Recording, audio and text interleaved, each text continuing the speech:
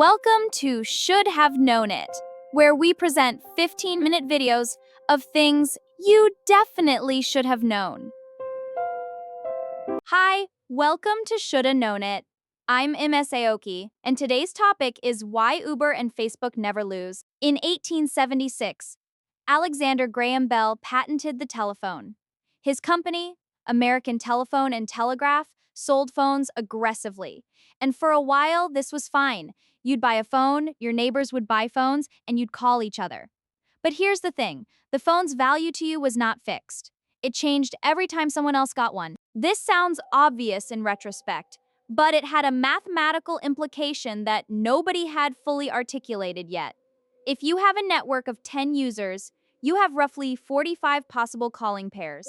Scale to 100 users. 4,950 pairs. 1,000 users, almost 500,000. The number of valuable connections grows as the square of the users. This is Metcalfe's law, formalized in 1980 by Bob Metcalfe, the co-inventor of Ethernet, and it explains more about modern capitalism than most economics textbooks. What this means in practice is that a network's value grows much faster than its membership.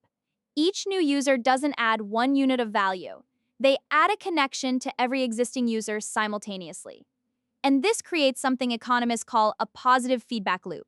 More users make the network more valuable, which attracts more users, which makes the network more valuable still. Once that loop starts spinning fast enough, it becomes nearly impossible to stop from the outside. The feedback loop only becomes self-sustaining above a certain threshold. Below it, the network is struggling uphill. Above it, the network is coasting downhill. Economists call this the critical mass point, the inflection where organic growth takes over and the company essentially stops having to fight for every customer. Reaching it is the entire game in network effect markets. Here is what makes critical mass so dangerous for competitors. Before you reach it, your network is actually worth less than a rival network that's already past it, even if your product is technically superior in every measurable way. A person deciding which platform to join isn't just evaluating features, they're evaluating who else is already there.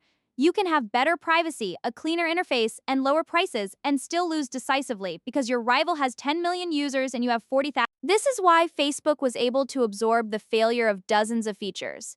Remember Facebook Places, Facebook Deals, Facebook Home, and still dominate. The features flopped. The network didn't, because the network is the product.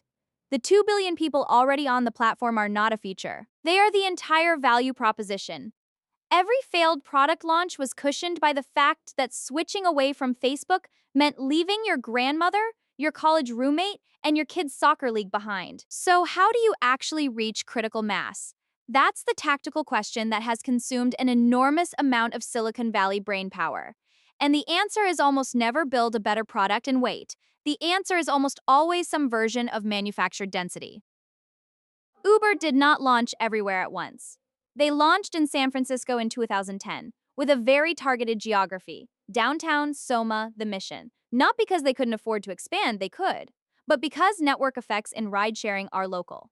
A driver in San Francisco does nothing for a passenger in Boston. The relevant density is per city, per neighborhood, sometimes even per hour of day.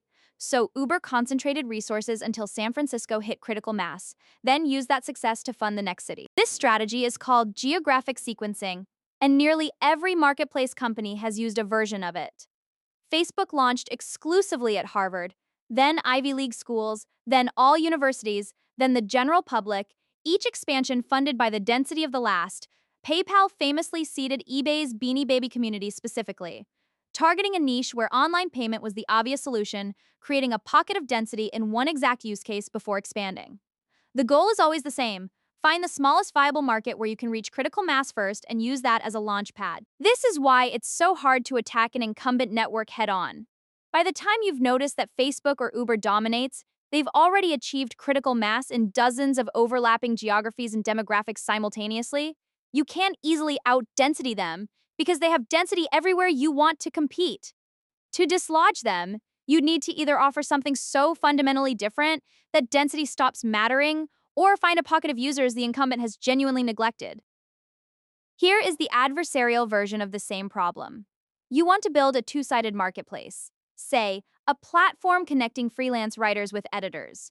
You need writers to attract editors, and you need editors to attract writers. Neither side will show up to an empty room. This is the chicken and egg problem, and it is the single most cited reason that marketplace startups fail in their first 2 years. The standard academic solution is subsidize one side. Make it free or cheap for the supply side, the drivers, the writers, the sellers, and charge the demand side once they show up. This is exactly what Uber did. They paid drivers guaranteed hourly minimums in new markets, regardless of ride volume, so there would always be cars available. The reliability of supply was the product they were selling to passengers. Passengers showed up, then the subsidies came down. But subsidizing one side is expensive, and it doesn't always work, because the problem isn't always economic. Sometimes it's social. When Airbnb launched, no one wanted to be the first person to rent out their home to a stranger. The solution wasn't a subsidy, it was a trust mechanism. Airbnb introduced verified profiles, then a two-way review system, then a host guarantee insurance program. They were manufacturing social proof because social proof was the missing ingredient, not money. The chicken and egg problem has a different solution in every market, and getting it wrong is usually fatal. Not all network effects work the same way. There is a crucial distinction between same-side effects and cross-side effects, and it changes everything about competitive strategy. Cross-side effects are what you normally think of. More drivers benefit passengers, more sellers benefit buyers, more men on a dating app benefit women. The two sides of the market strengthen each other, but same-side effects can go in either direction. In ride-sharing, more drivers actually hurt other drivers.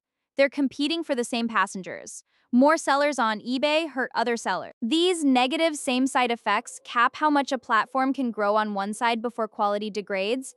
It's why Uber can't just keep recruiting drivers forever without eventually depressing driver earnings to the point where no one wants to drive. Here is the part that very few people outside the industry fully appreciate.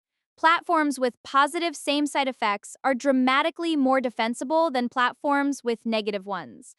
LinkedIn is a perfect example. More professionals on LinkedIn makes LinkedIn better for all professionals. You can find more people, your network has more reach, recruiters are more likely to be there. Each new user is an ally, not a competitor. This is why LinkedIn has been essentially competition-free as a professional network for 15 years, despite being a deeply mediocre product by almost any design metric. The network does the work. The product just has to not actively get in the way. People often say first mover advantage when they mean network effect advantage, and these are not the same thing. First mover advantage just means you got there first. You have name recognition, you've built some brand loyalty, maybe you've locked up some key suppliers. That's real, but it's fragile. MySpace got there before Facebook, Friendster got there before MySpace. Being first in a social network didn't protect either of them. What actually protected Facebook was not being first. It was being the first to reach genuine critical mass in a connected demographic, specifically American college students in 2004 and 2005, who then graduated and brought Facebook into the adult world. MySpace was first, but MySpace reached critical mass in a fragmented way. Musicians, teenagers, regional communities that didn't all know each other. Facebook's density was geographic and social circle-based, which meant the network value was immediate and personal. You logged in and found your actual friends, not just strangers with similar taste in music. This is why the standard venture capital playbook now explicitly prioritizes, does this business have network effects? Over, is this team first to market? A network effect business that arrives second but achieves denser critical mass in the right niche will nearly always defeat an incumbent without network effects, and often defeats an incumbent with network effects. If it can find the neglected pocket, Instagram didn't unseat Facebook directly. It colonized the visual sharing use case that Facebook's interface handled poorly, built a dense network there, and then Facebook bought it for $1 billion in 2012, which is honestly one of the most impressive defenses of a network position in business history. Antitrust regulators have been grappling with network effects for decades, and they are not winning. The traditional antitrust toolkit was designed for industrial monopolies, Standard Oil, steel trusts, railroad cartels, where dominance came from controlling a physical resource, or squeezing competitors out through predatory pricing. The remedies were equally physical. Break up the company, force divestiture, regulate prices. None of these map cleanly onto a network. If you force Facebook to divest Instagram, you haven't destroyed the network. You've created two networks, each weaker, that will immediately try to reunify because their users are the same people. If you regulate Uber's pricing, you may harm drivers or passengers or both without actually introducing competition. Because competition in ride sharing isn't about price, it's about wait times. And wait times are determined by driver density, which Uber still has. The structural problem, the self reinforcing density, survives most interventions intact. The honest answer from economists who study this is uncomfortable. Network effect monopolies may be natural in some sense, not justified. Natural, meaning the market left to its own dynamics will produce monopoly or duopoly as the stable state, because the feedback loop rewards scale so heavily that fragmented competition is inherently unstable. Whether that's acceptable and what we should do about it is one of the genuinely hard policy questions of our era. There's no satisfying technical fix on the shelf. There is a second order network effect that has become increasingly dominant in the past decade. And it doesn't even require users to interact with each other directly. It's the data network effect. The mechanism works like this. A platform with more users generates more behavioral data. More data trains better algorithms produce better recommendations, better matching, better search results, a better product. A better product attracts more users. More users generate more data. The loop is structurally identical to Metcalfe's law, but it operates on the product quality axis rather than the direct connection axis. And it means that a late arriving competitor isn't just behind on users, they're behind on every algorithmic decision their product makes because they have less training data for every model. Google's search dominance is substantially a data moat. Google processes roughly 8.5 billion searches per day. Every search that doesn't produce a good result and then gets refined and researched teaches Google what a good result looks like. Every click, every time a user returns to the results page, every long click versus short click, it's all signal. Bing has been trying to compete with Google since 2009 with serious engineering investment and Microsoft's resources. Bing has about 3% of global search market share. The product isn't bad. The moat is just very, very deep. Network effect businesses are not immortal. They have one reliable vulnerability: the window before critical mass, when the feedback loop hasn't engaged yet and the network is genuinely fragile. Almost all successful attacks on established networks happen by targeting a use case the incumbent handles badly, achieving critical mass in that narrow niche, and then using that foothold to expand.